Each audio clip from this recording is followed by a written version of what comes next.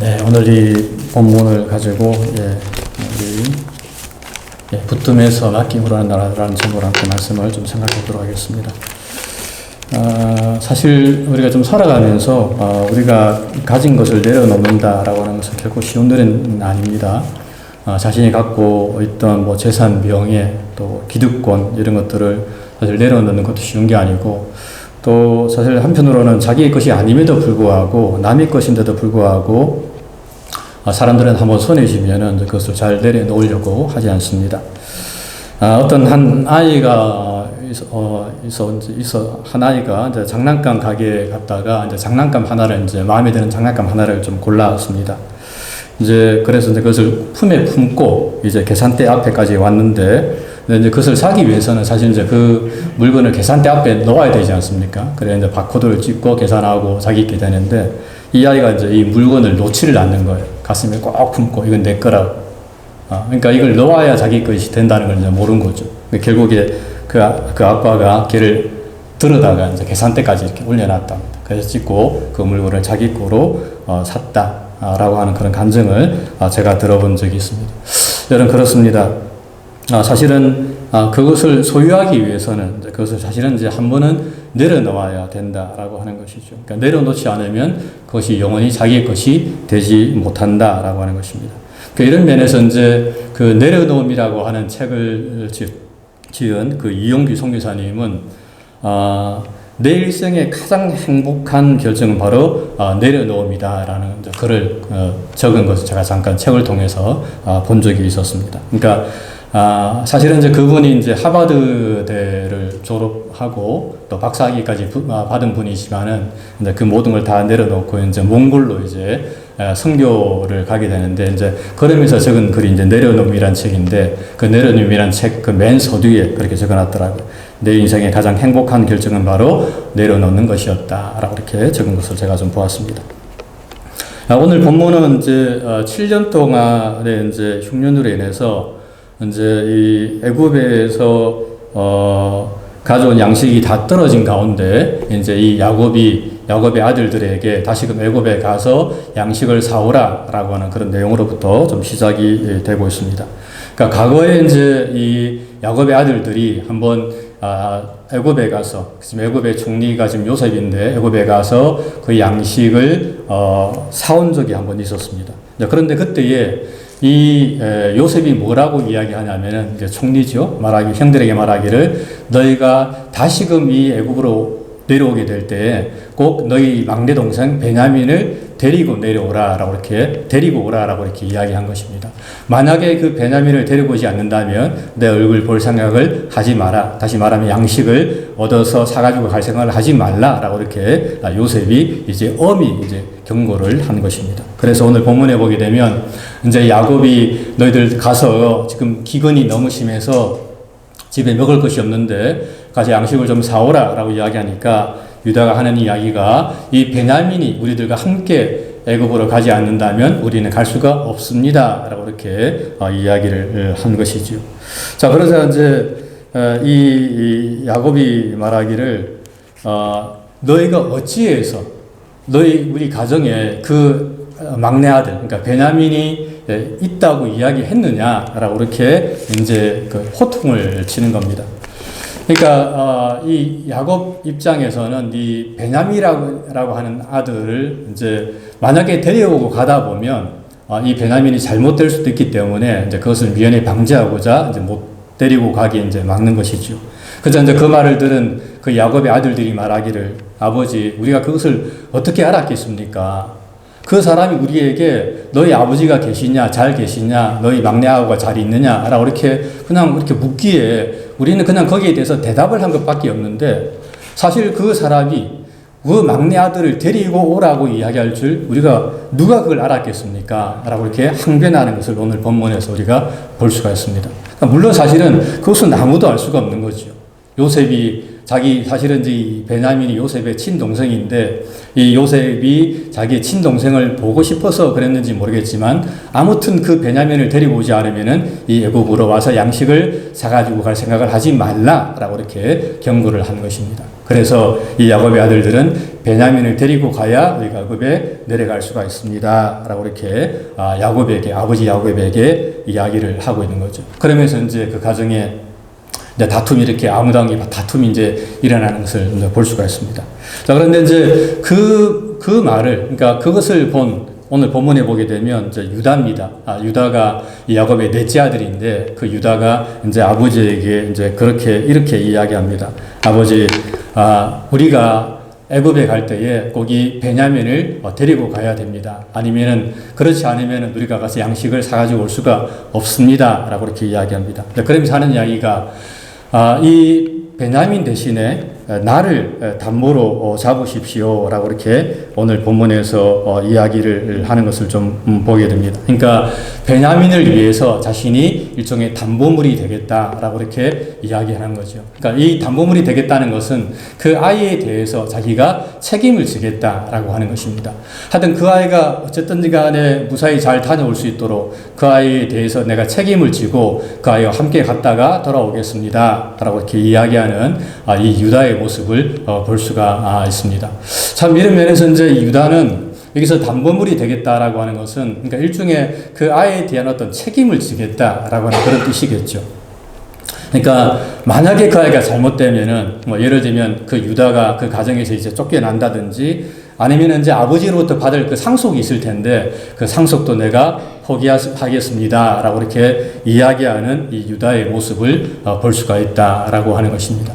참 그런 면에서 오늘 본문에서 유다는 다른 아이들은 아버지와 이렇게 말다툼을 하고 있는 입장에서 유다는 아버지에게 조곤조곤 이야기하면서 그 아이에 대해서 내가 책임을 지고 그 아이를 이곳으로 다시금 데려오겠습니다. 라고 말하는 이 유다의 모습을 볼 수가 있다라고 하는 것이죠. 자, 그렇다면 이 유다가 왜 이렇게 다른 형제들은 그렇게 이야기 안 하는데 자신은 왜 아버지에게 나서서 이렇게 이야기할까 하는 부분에서는 사실은 이제 우리가 창세기 앞에서 보게 되면 이 유다가 한번 그런 경험을 한 적이 있었습니다.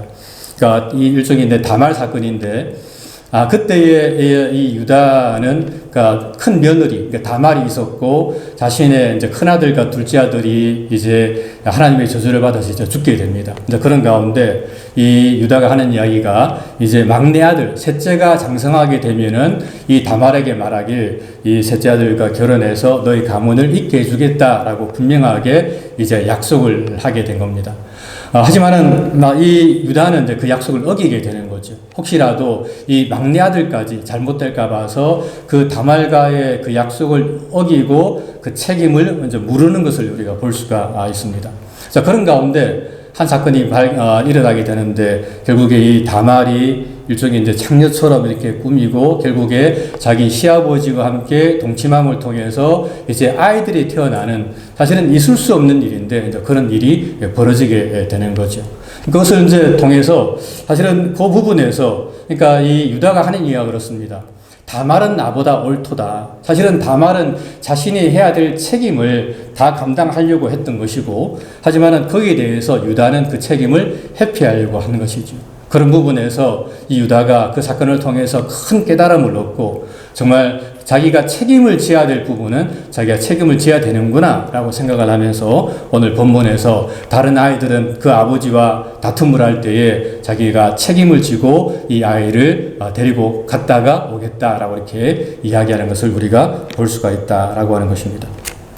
근데 사실 여러분 이 책임을 진다는 것은 결코 쉬운 일은 아니지 않습니까? 우리가 누군가의 어떤 뭔가를 책임을 진다라고 하는 것은 결코 이렇게 쉬운 일이 아닙니다. 그래서 그 단체의 장이 사실은 어려운 거죠. 그러니까 선장이라고 하는 자리가 어려운 자리고 교회에서는 이제 목사가 당회장입니다만은 하여튼 그런 장이라고 하는 자리가 사실은 굉장히 어려운 자리임을 우리가 알 수 있습니다. 왜냐하면은 그 장을 맡게 되면은 거기에 대한 어떤 책임을 져야 되고 또 거기에 대해서 자기 또 어떤 스스로 노력을 해야 되기 때문에 그것을 잘 감당해야 되기 때문에 그래서 이 장이라고 하는 자리가 이 책임자의 자리가 굉장히 힘들다라고 하는 것입니다. 그래서 이제 많은 사람들이 이 책임을 지려고 하지 않는 거죠. 그러니까 이것을 회피하면서 그냥 이렇게 쉽게 넘어가려고 하는데, 하지만 사실은 이제 성경에서는 이 책임을 지는 것이 얼마나 중요한 것인가에 대해서 오늘 사실은 성경은 우리에게 잘 말씀을 하고 있습니다. 이제 과거에 이제 저 같은 경우에도 뭐 이것은 뭐 잠깐 저희 간증입니다만은, 저도 에스라 신학대학원 대학교에 이제 제가 입학해서 사실은 이제 성경을 배우기 위해서 입학을 했는데, 근데 제가 들어갔는데 그때 이제 우리 학우가, 우리 저 학우라고 그러거든요. 한 50명 정도 되었었습니다. 근데 이제 저보고 학우의 회장을 해달라는 거예요. 그래서 저는 이제 그런 걸 잘 못한다. 리더십도 없고, 그래서 제가 잘 못한다 그랬는데, 저 말고는 할 사람이 없다는 거예요.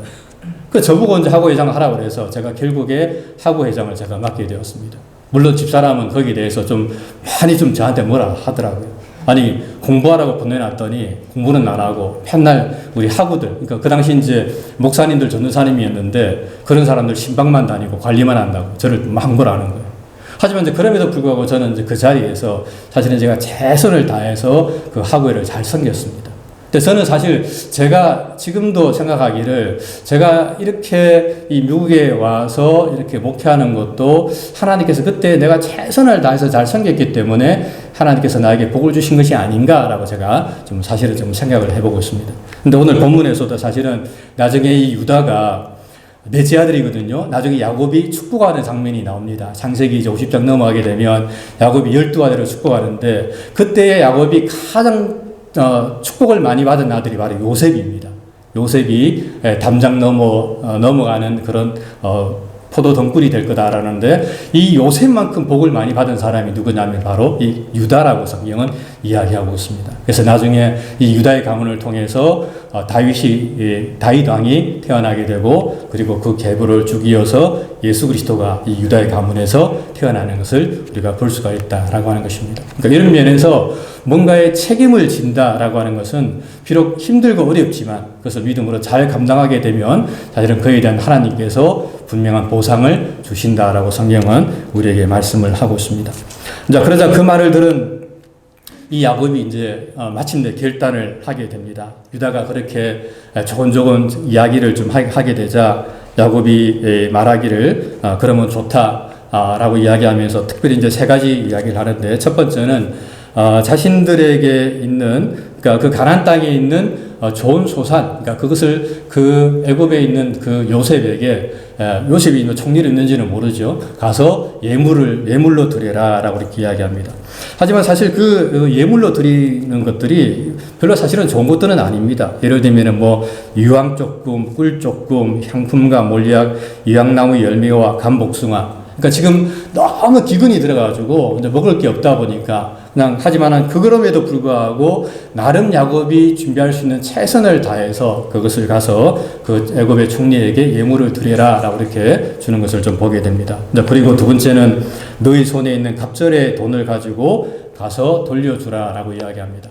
우리가 이제 성경을 보게 되면 형들이 처음에 가서 이제 양식을 사고 돌아오는 도중에 요셉이 그 자료에다가 그 샀던 그 돈을 갖다가 다시 얹어가지고 그냥 보내거든요.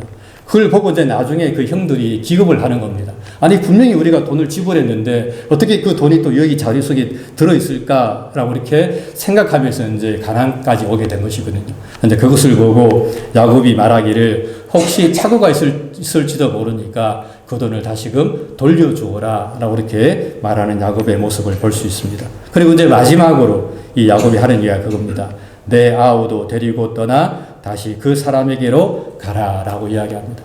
다시 말하면 이제 그 야곱이 말하기를 그 베냐민이라고 하는 아들, 자신은 절대 놓을 수가 없었다고 생각하는 이제 그 아들을 이제 놓으면서 그 베냐민도 데리고 함께 그 사람의 애굽으로 가서 양식을 사오라라고 이렇게 말하는 이 야곱의 모습을 볼 수가 있습니다. 그러면서 그렇게 이야기하죠. 14절에 보게 되면 전능하신 하나님께서 그 사람 앞에서 너에게 은혜를 베푸사 그 사람으로 너희 다른 형제와 베냐민을 돌려보내게 하시기를 원하노라 라고 이야기합니다. 그러면서 마지막으로 내가 자식을 잃으면 이르리로다 라고 고백하는 이 야곱의 모습을 볼 수가 있습니다. 마치 여러분, 이 말씀은 이 야곱이 그렇게 말한 거지 않습니까? 뭐 죽으면 죽으리로다. 우리 에스더가 왕 앞에 나가기 전에 내가 죽으면 죽겠습니다 라고 이렇게 하면서 왕 앞에 나가는 그것처럼 오늘 본문에 나오는 이 야곱도 내가 그 아들을 이르면 이르리로다라고 이야기하면서 결국에 그 막내 아들 베냐민을 이제 하나님께 내어놓는 것을 볼 수가 있는 것이죠. 물론 여러분 이 모습 통해서 사실은 그럼에도 불구하고 이 야곱에게 이 두려움이 사라진 것은 아닙니다. 여전히 그 마음속에는 사실은 이 아들이 잘못될까 봐 하는 그런 두려움이 아마 있었을 것입니다. 최근에 이제 저희 막내 아들도 우리 재현이가 지금 한국에 갔거든요. 혼자 갔습니다. 태어나서 처음으로 지금 이렇게 장거리 여행을 하는 거예요. 제가 토요일 날 아침에 앉아가지고 기도하면서 하나님, 제가 아비된 마음으로 하나님 우리 막내 우리가 잘못되면 안 됩니다. 그런 기도가 나오더라고요. 사실은 이렇게 안전 안 돼도 불구하고 하나님 우리 막내 무사히 잘 갔다 와야 됩니다. 하나님 지켜주셔야 됩니다. 그런 기도가 저한테 나오더라고요. 근데 제가 이제 이 말씀 보면서 야곱도 그런 심정인 거예요. 그러니까 자기의 막내 아들만 정말 그 막내 아들 너무 귀하니까 사실은 야곱이 정말 사랑했던 여인이 라헬 아니겠습니까? 그 라헬이 낳은 아들이 바로 요셉과 베냐민인데 요셉은 20년 전에 죽었다고 생각한 거예요. 짐승들이 찢어 먹었다고 생각을 한 거예요. 이제 요셉이 사라졌으니 베냐민 하나밖에 없는데 그 아들이 얼마나 야곱에게 소중했겠습니까? 그러므로 이 베냐민만은 자기가 놓지 못한다라고 생각을 했는데 하지만은 그 베냐민을 이제 하나님께 맡기겠다라고 이야기합니다. 특별히 전능하신 하나님, 그 모든 것을 주관하시는 그 하나님께서 이 베냐민을 지키시고 보호해 달라라고 하면서 결국에 그 베냐민을 자신의 품에서 놓는 이 야곱의 모습을 볼 수가 있다라고 하는 것입니다. 그러므로 사실은 이제 우리가 여기서 과연 이 놓는다는 것이 무엇인가? 하나님 앞에 그렇게 자신이 갖고 있는 것을 이렇게 놓고 맡긴다는 것이 무엇인가를 우리가 알 수가 있겠죠. 그러니까 어떤 사람들은 이 맡긴다라고 하는 것은 이 관심이 없는 것, 그러니까 우리가 늘 관심을 갖고 있다가 이제 관심을 안 두는 것, 이것을 맡기는 것처럼 생각하는 사람이 있습니다. 그러니까 그것은 사실은 이 맡기는 게 아니죠. 그것은 무책임한 것이라고 이야기할 수가 있습니다. 내가 그냥 신경 꺼버려. 그게 아니고 사실은 성경적인 맡김은 내가 붙들고 있었지만은 이제 그 붙듦을 갖다가 하나님께 이양을 하는 것을 말합니다. 하나님, 이제는 제가 그것에 대한 책임을 지지 않고 하나님께 모든 것을 맡깁니다. 라고 하는 뜻이 바로 맡긴다라고 하는 뜻입니다. 그러니까 그 주체가 달라지는 거죠. 그동안에 붙들고 있던 것들은 내가 붙들고 있었는데 이제는 하나님께 그 모든 것을 다 맡기겠다. 주체가 하나님으로 넘어가는 것을 말합니다. 그래서 베드로 사도는 이렇게 이야기합니다. 아무것도 너희 염려를 다 주께 맡겨라. 이는 저가 너희를 공고하심이니라 라고 말씀하고 있습니다. 여기서 공고한다는 말은 하나님께서 돌보아 주신다라고 하는 거죠. 그러니까 우리가 우리의 염려와 걱정을 하나님께 맡기면 하나님께서 돌보아 주신다라고 베드로 사도는 이야기하고 있습니다. 또한 사도 바울도 이렇게 이야기합니다. 아무것도 염려하지 말고 오직 모든 일에 기도와 간구로 너희 구할 것을 감사함으로 하나님께 아뢰라. 그러니까 이 아랜다는 것이 사실은 우리가 이렇게 맡긴다는 거예요. 하나님, 제가 이런 문제가 있는데 이제 기도를 통해서 이것을 하나님께 이제 맡깁니다 라고 이렇게 고백하는 겁니다. 그리하면 모든 지각에 뛰어난 하나님의 평강이 그리스도 예수 안에서 너희 마음과 생각을 지켜줄 것이다 라고 바울은 고백을 하고 있는 것입니다. 그러니까 이런 면에서 우리가 갖고 있는 이 모든 염려, 근심, 또 우리가 붙들고 있는 이 모든 것들을 늘 주님께 맡기는 그런 삶을 우리가 살아야 된다라고 하는 것입니다. 근데 오늘날 많은 사람들이 그렇게 하지 못하죠. 하나님께 맡기지 못하고 여전히 그것을 자신의 품에 껴안으면서 이것만은 놓을 수가 없다라고 이렇게 살아가는 사람들이 많이 있음을 우리가 볼 수가 있습니다. 특별히 이제 제가 앞에서 제가 말씀드린 것처럼 그 이영규 선교사님이 이제 그런 이야기 하더라고요. 그러니까 사역도, 그러니까 책을 쭉 읽다 보니까 사역도 내려놓았습니다라는 그런 그런 내용의 어떤 글이 있더라고요. 근데 사실은 이 이영규 선교사님이 제가 앞에서 말씀드린 것처럼 하버드대 나오고 하버드에서 박사학위를 받으신 분입니다. 그러니까 사실은 이런 분이라면은 이제 큰 교회, 대형교회 담임으로도 얼마든지 갈 수 있는데, 그러니까 이분이 이제 몽골의 선교사로 이제 파송을 받아서 이제 몽골로 간 거예요.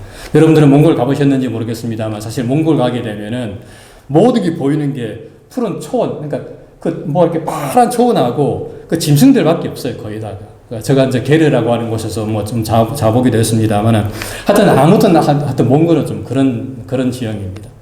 그런데 이제 그곳에 이제 이 이영규 선교사님이 이제 파송받아서 이제 특별히 이제 오병이어 선교교회라고 하는데 이제 담임 목사로 가게 되었습니다. 근데 참 놀라운 것은 이제 그곳에 처음 갔더니 그것에 이제 이영숙 회장님이라고 그래야 되는데, 뭐 이분이 집사님인지 권사님인지 모르겠는데, 그분이 그렇게 이야기했다고 그러더라고요. 읽어보면은, 목사님, 이곳에 오셔서 목회 실패해도 좋습니다. 교회 문 닫아도 좋습니다. 그러나 그저 편안한 마음으로 목회하십시오. 당신들을 이미 하나님께서 이미 이제 귀한 사역을 하고 있고, 또 하나님께서 그것을 받으셨는데, 더 이상 뭐가 필요하겠습니까? 라고 이야기하면서 좀 편하게 목회하라고 그렇게 이야기를 하더랍니다. 그래서 이제 그 말을 듣고 이 선교사님이 굉장히 편하게 목회를 했다 그러더라고요. 이제 그러면서 하는 이야기가 사실은 이 사역의 열매는 하나님께 달려있다라고 하는 것입니다. 그러니까 아무리 인간이 힘쓰고 애쓴다 할지라도 그 모든 사역의 열매는 하나님께 달려있기 때문에 사실은 이것은 어떤 인간의 힘으로 할 수가 없다라고 하는 것이죠. 자, 그런 부분에서 이 선교사님은 이 사역까지도 하나님께 내려놓고 사역을 했는데 많은 열매를 맺히게 되었다라고 이렇게 저는 글을 좀 보았습니다. 근데 오늘날 사실은 이제 오늘날 현대교회는 안 그렇죠. 오늘날 우리가 사는 교회는 제가 뭐 일부 때도 이 말씀했습니다만은 이제 담임 목사가 교회 부임하게 되면 제일 먼저 물어보는 게 교회를 어떻게 성장시킬 것입니까? 그걸 A4 용지로 몇 장 해가지고 적어가지고 제출하시오. 그렇게 요구하는 교회도 있습니다. 근데 사실은 여러분 목사가 제가 늘 그런 이야기합니다만 어떤 능력이 있어가지고 교회를 부흥을 시킬 수가 있겠습니까? 물론 여러분 정말 흔히 말하는 우리 옛날에 저희 어머니 그러더라고요. 목사도 A급, B급, C급이 있대요. 그래서 A급 목사는 이제 교회를 부흥을 시키는 거죠. 능력도 있고, 기도도 잘하고, 설교도 잘하고, 찬양도 잘하고, 그런 목사들이 있습니다. 그래서 그 목사님 가는 곳마다 부흥을 시킬 수 있는데, 예를 들면 그런 목사님들은 어느 곳으로 가겠습니까? 그런 목사님 초빙하려면 사례비도 많이 줘야 되고, 교회도 커야 되고, 자동차도 줘야 되고, 사택도 내줘야 되고, 그렇다 이 말입니다. 그에 반해서 그렇지 않는다면, 그렇지 않은 사람이라면 사실은 우리가 충분하게 우리가 이 교회를 부흥시키는데 사실은 우리 한계가 있음을 이야기할 수가 있습니다. 그러니까 제가 이제 이게 말이 좀 갑자기 좀 꼬이는데 여러분 하여튼 양해하고 좀 들으시고 제가 막 그 말을 하려고 하는 게 아니라 사실은 이 모든 사역을 다 하나님께 내려놓아야 된다는 겁니다. 최근에 작년이지요. 작년에 제가 이제 한국에 나갔었는데, 제가 잘 아는 목사님, 제가 한국 나갔다 그러니까 저보고 와서 설교 한번 해달라고 그러더라고요. 그래서 제가 이제 그 교회에 갔습니다. 근데 오랜만에 만났는데, 사실은 그 목사님이 LA에서 교회를 2년 하다가, 교인들이 너무 괴롭히는 바람에 딱 2년 하고 한국으로 들어가 보셨어요. 그리고 이제 한국에 가서 개척을 하셔가지고, 지금 교회 지금 잘하고 계시는데, 제가 갔더니 교회가 참 아름답더라고요. 아파트 있는 그 밑에 그 상가 건물 빌려서 2층에다가 교회를 이쁘게 잘 꾸며놨더라고요. 그리고 이제 딱 갔더니 성도가 한 20-30명 있는 거예요. 제가 그동안에 제가 전화할 때, 목사님, 목회가 너무 힘듭니다. 너무 힘들어요. 맨날 그렇게 하길래 성도가 몇 명 안 되는갑다 했더니, 가니까 한 20-30명 앉아 있더라고요. 그런 가운데 예배를 잘 드렸는데, 그 전에 이제 우리가 밥 먹으면서 목사님 보니까, 목사님이 얼굴에 팔자주름이 이렇게 쫙 끼어 있는 거예요. 그래서 제가 그랬습니다. 안 그랬거든요? 그래서 제가 목사님한테, 아니, 목사님 왜 팔자주름이 이렇게 심하게 골이 파였냐고 그랬더니, 전도가 안 된다고. 성도들이 안 보인다고. 그러면서 그게 너무 힘들어가지고 팔자주름이 점점 깊어진다고 이야기하더라고요. 그래서 제가 그랬습니다. 아니, 목사님, 성도들이 오고 안 오고 이런 것도 하나님께 그냥 맡기면서 있는 성도 잘 관리하고 열심히 신앙생활을 하면 되지. 왜 그 숫자에 대해 연연해가지고 그렇게 목회를 하냐고. 자, 밥 먹으면서 제가 그렇게 이야기하고 제가 온 적이 있었습니다. 근데 제가 이렇게 그랬어요. 아니, 목사님, 제가 팔자주름이 있어가지고 인상을 팍 쓰고 있으면은 있는 교인들도 떠납니다. 목사님, 그렇게 하지 말고 인상 쫙 펴고 그렇게 하나님이 보내주시는 대로 또 그냥 그렇게 목회하시면 됩니다. 우리가 뭐 흔히 이렇게 A급 목사도 아니고 능력 있는 사람들도 아니고 최선을 하나님 앞에 최선을 다하면 되는 거지. 뭐 그것 갖고 숫자 가지고 연연합니까? 그리고 제가 설교하고 제가 미국으로 들어왔거든요. 자, 그런 부분에서 사실은 우리가 이 사역이라고 하는 것도 사실은 좀 내려놓아야 됩니다. 말이 좀 빗나갔습니다만은 사실은 오늘 본문에서 이 야곱이 결국에 이 베냐민을 내려놓음을 통해서 결과적으로 어떻게 됩니까? 결과적으로 하나님의 놀라운 역사가 일어나는 것을 보게 됩니다. 야곱이 자신은 이제 하여튼 절대로 놓을 수 없다는 이 베냐민을 놓게 되자 그 베냐민을 통해서 이제 형들의 애굽으로 가게 되고 그리고 그 감옥에 있던 이제 시몬이 오늘 그 잡아내게 됩니다. 시몬이 감옥에서 나오게 되고 그리고 결국에 이 야곱은 20년 동안 못 만났던 요셉을 이제 결국에 같이 만나서 상봉하는 그런 놀라운 역사가 일어나는 것을 우리가 볼 수가 있다라고 하는 것이죠. 그러니까 하나님께서는 그렇게 붙들고 놓지 못한다고 했을 때에 그 야곱이 베냐민을 붙들고 제가 이것만은 못 놓습니다라고 했을 때는 가정에 계속 불화가 일어나는 거예요. 여전히 가족들은 굶주리고 헐벗고 있고 또 가정에 문제가 발생합니다. 아이들과 다투고 네 탓이다 내 탓이다 그러고 있는데 하지만은 이 야곱이 베냐민을 딱 놓으니까 하나님께서 역사하셔서 정말 하나님의 놀라운 이 구원의 사역을 하나님께서 이루어 나가는 것을 우리가 볼 수가 있다라고 하는 것입니다. 그러므로 우리 둘도 우리가 갖고 있는 것, 비록 우리가 각자가 다 다릅니다만 어떤 사람은 하나님 내가 다른 것 다 놓아도 이것만은 절대 놓을 수가 없다고 하는 사람이 있습니다. 근데 사실은 그것까지도 우리가 놓아야 됩니다. 그리고 그것을 하나님께 올려드리면 됩니다. 그러면 하나님께서 역사하신다라고 성경은 이야기를 하고 있습니다. 말씀을 맺겠습니다. 감당할 수 없는 인생의 풍랑을 만났을 때에 이 삶의 키죠. 이 길을 하나님께 맡겨드리면 하나님은 우리를 정말 우리가 생각하지도 못했던 그런 경이로움이라고 하는 그런 항구로 우리를 인도하실 것입니다. 그러므로 우리는 정말 우리 수시로 우리의 삶을 하나님께 맡겨드려야 된다라고 하는 것입니다. 야곱이 고백한 것처럼 우리가 맡겨드리면 전능하신 하나님께서 우리는 불완전하잖아요. 우리는 너무 부족하잖아요. 바로 아무 일도 알지 못합니다. 하지만은 우리가 맡겨드리게 되면 전능하신 하나님께서 그 모든 것을 역사하셔서 결국에 선을 이루어 나가신다라고 성경은 말씀을 하고 있습니다. 그러므로 우리의 삶을 하나님께 넘기시기 바랍니다. 우리의 모든 것들을 하나님께 양도하면서 하나님 이제는 그 모든 것들이 나의 것이 아니고 하나님의 것입니다 라고 이 야곱처럼 넘겨주시길 바랍니다. 그러면 하나님의 놀라운 은혜를 날마다 체험하는 저와 여러분들의 삶이 될 수 있을 거라고 저는 확신합니다.